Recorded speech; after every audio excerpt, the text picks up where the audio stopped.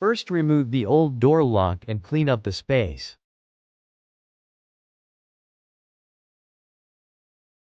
Straight out through the side of the door. Make sure it moves smoothly and stays centered. A straight bolt ensures smooth locking. Place the front keypad on the door and pass the cable through the opening. Make sure the keypad sits flush and level. Hold it steady as we prepare to attach the interior assembly.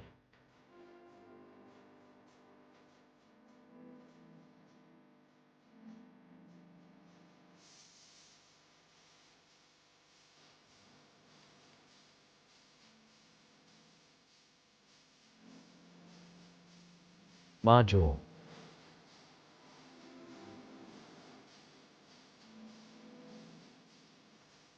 Align the back assembly over the